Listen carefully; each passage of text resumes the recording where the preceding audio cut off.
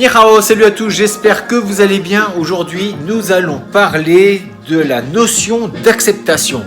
Accepter les choses qui nous arrivent au lieu de se mettre un petit peu contre tout ça, de se mettre contre le vent, ce qui n'amène généralement rien de bon. Dans la pratique martiale, il nous arrive lors de combats d'être confronté à des gens qui vont être meilleurs que nous et on va pas toujours donc gagner. Et qu'est-ce qui se passe à ce moment-là? Eh bien, on va dire que l'ego prend un peu le dessus, on n'est pas content, on va se trouver plein d'excuses à ce moment-là, alors qu'on sait parfaitement au fond de nous-mêmes eh bien, qu'on n'a pas été assez bon et qu'il nous faut encore progresser. Mais accepter ça, eh bien, ça nous coûte, c'est pas toujours simple. Dans la vie de tous les jours, on a du mal à assumer le fait de ne pas être à la hauteur.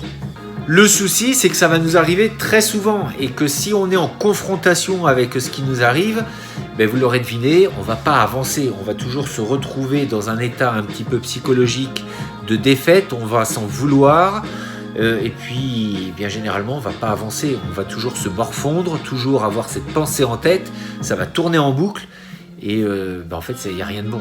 Le fait d'accepter, ce n'est pas se rabaisser, mais de prendre conscience que l'on n'est pas encore au maximum de ce que l'on peut être. Donc pour ça, évidemment, il va falloir encore progresser, donc s'entraîner. Et dans la vie de tous les jours, accepter le fait de ne pas réussir, c'est de continuer de travailler, de se perfectionner pour en fait passer les niveaux, passer les paliers. Pour tout le monde, de toute façon, c'est la même chose. Il nous faut du temps pour arriver à maîtriser tel ou tel domaine. Et s'il n'y avait pas cette notion d'échec, eh bien, on avancerait beaucoup moins dans la vie. Sauf, encore une fois, si on ne veut pas accepter, si on est toujours en combat, en confrontation avec nous-mêmes, eh bien, on va toujours trouver des excuses pour nous. En fait, on va les trouver à l'extérieur en disant bah, « ça, c'est pas de ma faute. C'est la faute d'un tel, ou c'est parce qu'il faisait trop froid, ou il faisait trop chaud, ou à ce moment-là, j'étais pas assez bien, ou je n'étais pas prêt, ou... » Enfin, il y a plein de raisons, on se cherche plein d'excuses, alors qu'en fait, le problème vient de nous-mêmes. Si on n'a pas réussi telle et telle chose, c'est qu'on n'était pas suffisamment formé, pas suffisamment prêt pour affronter ce genre de situation. Encore une fois, il n'y a rien de grave, il suffit simplement d'accepter et de se dire que l'on a toute la vie pour progresser. Alors, si on ne met pas toute la vie, c'est mieux aussi, hein. Et puis le fait de prendre ça un petit peu comme une philosophie, eh bien on passe notre vie beaucoup plus sainement.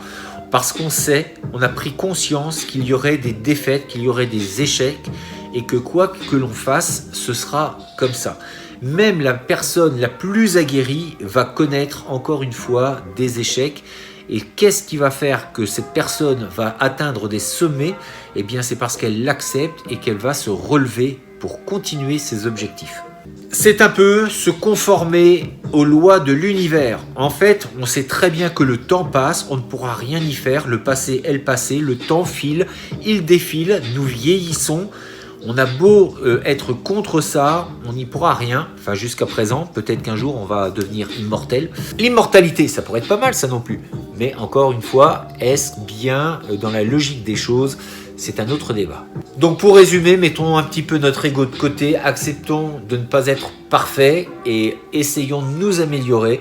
Nous avons du temps pour ça. Il suffit simplement d'y penser, d'agir et généralement les résultats suivent. En tout cas, je vous remercie. Je vous dis à très bientôt pour une prochaine vidéo. Partagez les pouces bleus et puis on se dit à très bientôt. D'ici là, restez forts, restez beaux et surtout restez bienveillants. 再见。